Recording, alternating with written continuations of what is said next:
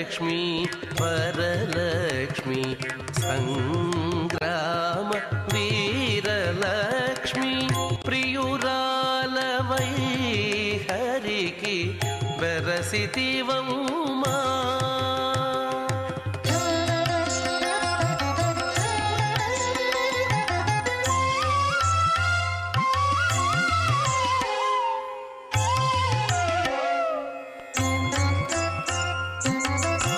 పాలజల నిధిలోని పసనైన మీగడ మేలిమి తామెరలోని మించువాసన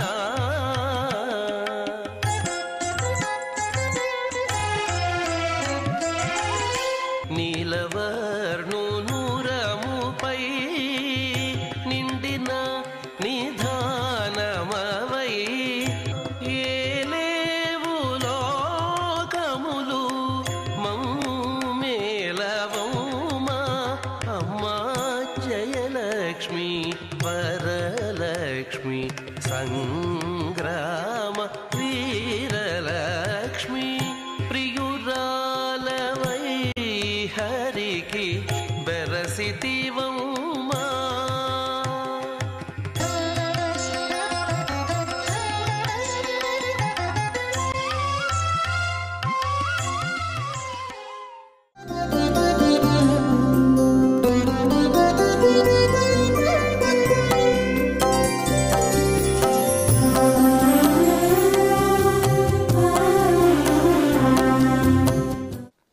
విద్యా శస్త్రంచ శాస్త్రంచ ద్వే విద్యే ప్రతిపత్తయే ఆద్యా హాస్యాయ వృద్ధత్వే ద్వితీయాద్రియతే సదా. అత్యంత పవిత్రమైనటువంటి ఈ మార్గశిర మాసంలో శుభోదయ వేళలో దేవదేవుడైనటువంటి శ్రీమన్నారాయణుణ్ణి కలియుగ ప్రత్యక్ష దైవమైనటువంటి శ్రీ వెంకటేశ్వర స్వామి వారిని పరిపరి విధాలుగా శరణాగతి చేస్తూ ఉత్తమమైన ఈ మార్గశిర మాస శుభోదయ సమయాన్ని మనం చరితార్థం చేసుకుంటూ ఉన్నాం. ప్రతి ఉదయము శుభోదయంగా ఎప్పుడు మారుతుంది? ఏ ఉదయాన్న అయితే మన సంకల్పము చాలా గొప్పగా ఉంటుందో, ఏ ఉదయము అయితే గొప్పదైనటువంటి మన జీవితాన్ని సన్మార్గంలోకి ప్రవేశింపచేస్తుందో, ఏ ఉదయము అయితే గొప్పవైనటువంటి ధార్మికమైనటువంటి సంకల్పాలను తీసుకోగలిగేటువంటి అవకాశాన్ని మనకిస్తుందో, ఆ ఉదయం మనకు శుభోదయం అవుతుంది. అలా ప్రతి ఉదయాన్ని కూడా మనం శుభోదయంగా మార్చుకోగలగాలి అంటే చక్కనైనటువంటి విద్యా ప్రపత్తులను మనం అందరం కూడా పొందే ప్రయత్నం చేయాలి. మరి విద్య మనం సముపార్జించుకోవచ్చు. ఈ సముపార్జించుకునేటువంటి విద్య కూడా రెండు రకాలట. విద్యా శస్త్రంచ శాస్త్రంచ, రెండు రకాల విద్యలు, శస్త్ర విద్య మరియు శాస్త్ర విద్య. ఈ రెండూ కూడా చాలా ప్రధానమైనటువంటివి.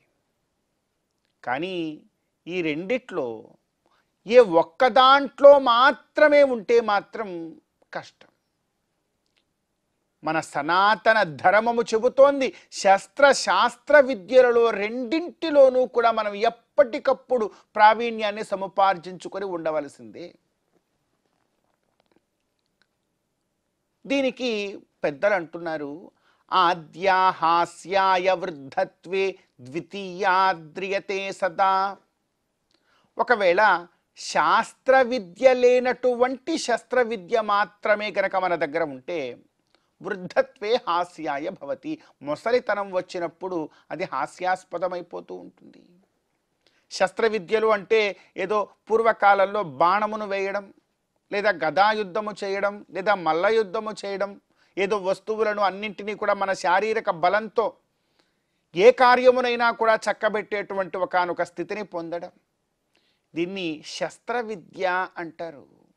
కేవలము శస్త్ర విద్య గనక ఉంటే మనలో శరీరంలో బాగా బలం ఉన్నప్పుడు అన్నీ చేయగలం, కానీ బలం కాస్త తగ్గి ముసలితనం వచ్చినప్పుడు, బాగా బలంగా ఉన్నప్పుడు మన చేత పట్టినటువంటి గద ధనుస్సులు ముసలితనం వచ్చినప్పుడు అవి పట్టుకోవడానికి వణికిపోతూ ఉంటాయి.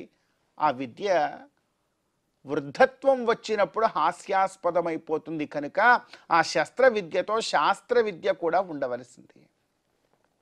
సరేనండి, బాగానే ఉన్నది, మరి కేవలం నేను శాస్త్ర విద్య మాత్రమే పెట్టుకుంటాను, శస్త్ర విద్యల జోలికి అస్సలు వెళ్ళను అని అంటే ఆపద వచ్చినప్పుడు నిన్ను నువ్వు కాపాడుకోలేవయ్యా.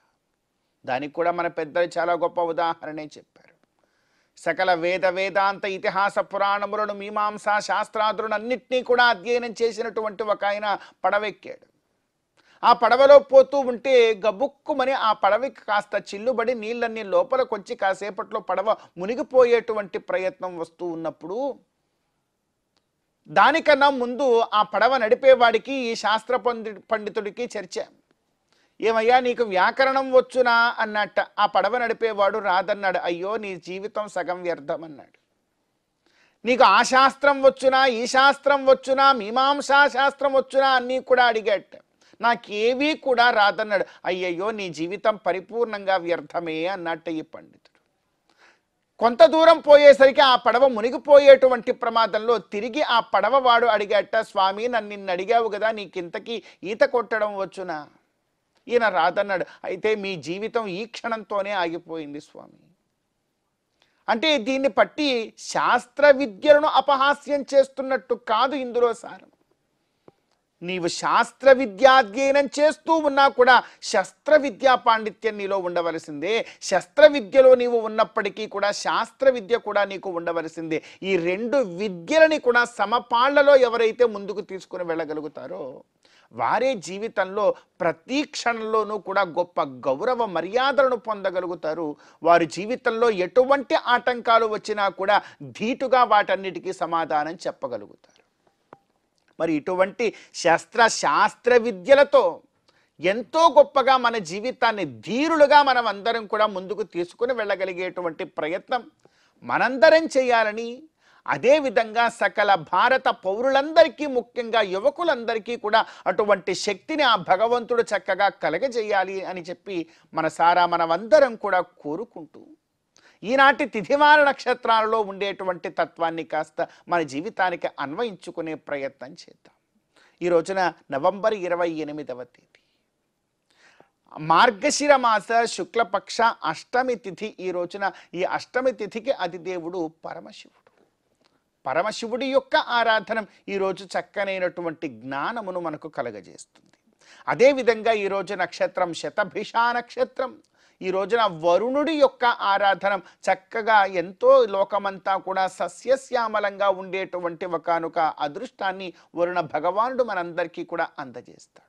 అదేవిధంగా ఈరోజు వారం శుక్రవారం, మహాలక్ష్మి అమ్మవారి యొక్క ఆరాధన శ్రీప్రదం కాగలదు మన జీవితంలో మనందరికీ.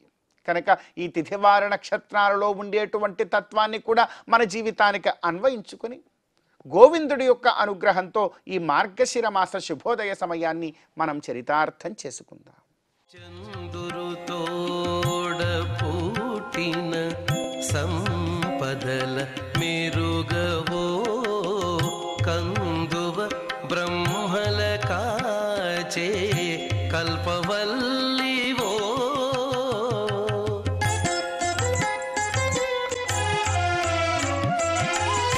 అందిన గోవిందునికి అండనే తోడు నీడై ఉండానవు మా ఇంటనే ఉండవమ్మా అమ్మా జయలక్ష్మి వరలక్ష్మి సంగ్రామ వీరలక్ష్మి ప్రియురాలవై హరికి బెరసితివమ్మా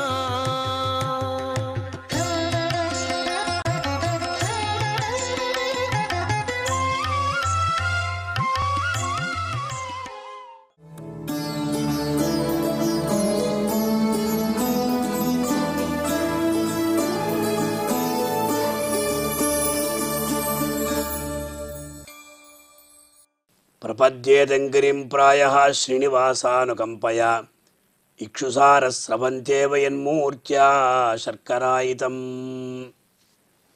ప్రియ భగవద్బంధువులారా, ఈ శుభోదయం వేళ శ్రీవారి వైభవం అనే కార్యక్రమంలో ఈనాడు భగవంతుని యొక్క దివ్య గుణాలలో దయాగుణం ఏదైతే ఉన్నదో ఆ దయాగుణ ప్రాశస్త్యాన్ని తెలుసుకునే ప్రయత్నం చేద్దాం. వేదాంత దేశికులు అనేటువంటి మహాభక్తులు వారు శ్రీవారిని దర్శించుకున్నటువంటి సందర్భంలో వారి నోటి నుండి అప్రయత్నంగా వచ్చినటువంటి అద్భుతమైనటువంటి శతకమే దయాశతకం. అందులో అపి నిఖిలలోక సుచరిత ముష్టిందయ దురిత మూర్ఛనాజుష్టం సంజీవయతు దయే మాంజన గిరినాథ రంజనీ భవతి. అమ్మా దయాదేవి, అంజనగిరినాథ రంజనీ భవతి. అంజనగిరి, తిరుమలలో ఎన్నో పర్వతాలున్నాయి. సప్తాచల నాయకుడు స్వామి శ్రీ వెంకటేశ్వరుడు. అందులో శేషాచలం, గరుడాచలం, అంజనాచలం, నారాయణాచలం, వృషభాచలం, ఈ ప్రకారంగా ఎన్నో అంటే 7 పర్వతాలున్నాయి. అందులో అంజనాచలం ఒకటి. అంజనాద్రి అని పేరు. దేశికుల వారు ఆ పర్వత వైభవాలను కూడా తెలియజేస్తూ ఉన్నారు. అంటే అంజనాదేవి అక్కడ ఉండి తపస్సు చేసి ఆంజనేయుణ్ణి ఆవిడ పొందినది అని మనకు చరిత్ర చెప్తున్నది. అంజనాదేవి తపస్సు చేసినటువంటి ప్రదేశం కనుక అంజనాద్రి అని పేరు. ఇక్కడ అటువంటి అంజనగిరినాథుడు ఎవరు అంటే శ్రీ వెంకటేశ్వరుడు. అంజనగిరినాథ రంజిని, అంజనగిరినాథుణ్ణి కూడా రంజింపచేసేటువంటి ఓ దయాదేవి భవతి.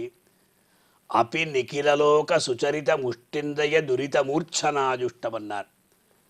మనం ఎన్నో పుణ్యాలు చేస్తూ ఉంటాం, పాపాలంతా చేస్తూ ఉంటాం. కానీ పాపముల యొక్క ప్రాబల్యం చేత పుణ్యం కూడా తగ్గిపోతున్నట్టు. అంటే 2 పుణ్యాలు చేస్తే 10 పాపాలు చేస్తూ ఉంటాం. అందువల్ల పాపములు అధికంగా ఉన్నాయి, పుణ్యములు తగ్గిపోతున్నాయి.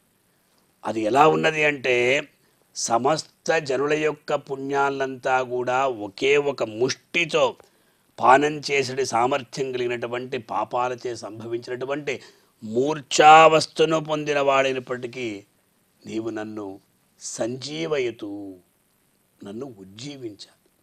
అంటే పాపముల చేత మూర్ఛపడి ఉన్నాం, అందువల్ల మమ్మల్ని అందరూ కూడా రక్షించుగా కానీ ఇక్కడ ప్రార్థిస్తూ ఉన్నారు దేశికుల వారు. ఇందులో ముఖ్యంగా ఆ పాపముల యొక్క ప్రాబల్యాన్ని, దయాదేవికి గల పాప విధ్వంసక శక్తిని ఈ ఆచార్యులు చక్కగా తెలియజేస్తున్నారు. ముఖ్యంగా ఈ ప్రపంచంలో మనం ఎన్నో పాపాలు చేస్తూ ఉంటాం.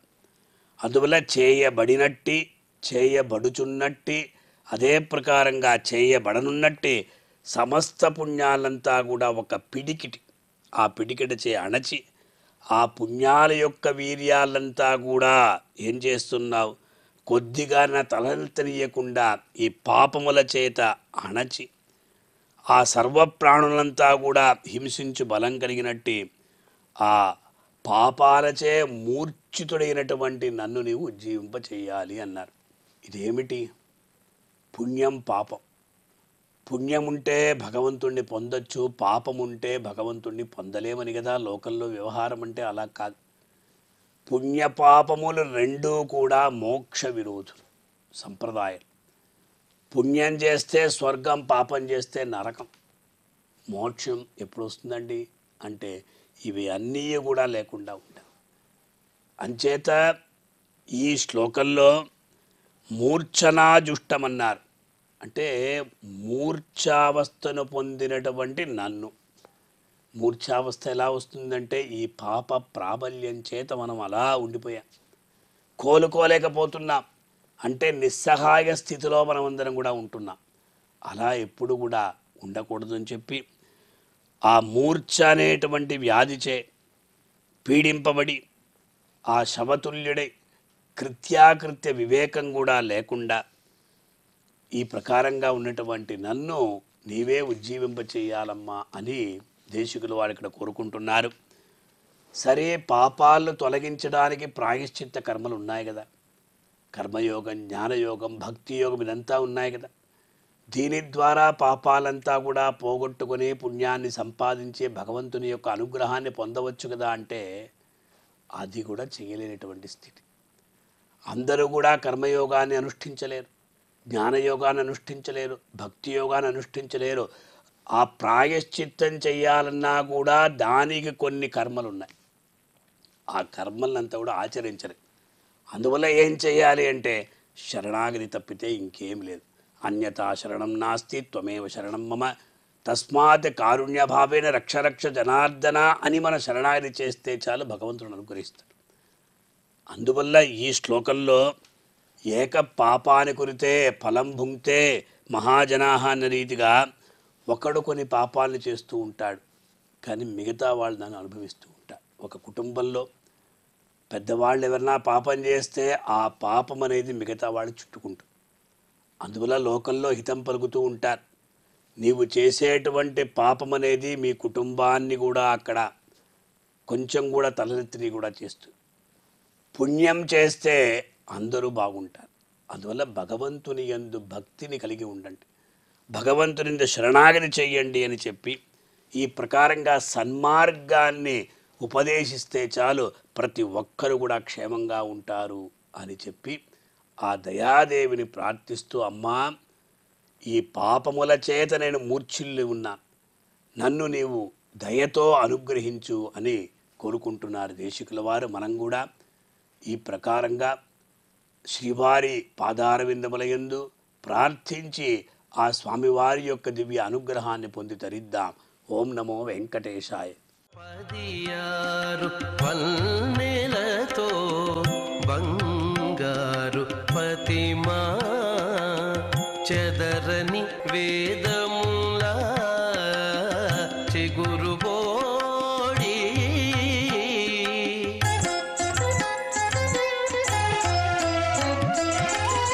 ఎదుట శ్రీ వెంకటేశు నిల్లాలవై నీవు నిధుల నిలిచే తల్లి నీవారమౌమా అమ్మా జయలక్ష్మి వరలక్ష్మి సంగ్రామ వీరలక్ష్మి ప్రియురాలవై హరికి బెరసితివమ్మా అమ్మా జయలక్ష్మి వరలక్ష్మి సంగ్రామ వీరలక్ష్మి వరలక్ష్మి జయలక్ష్మి.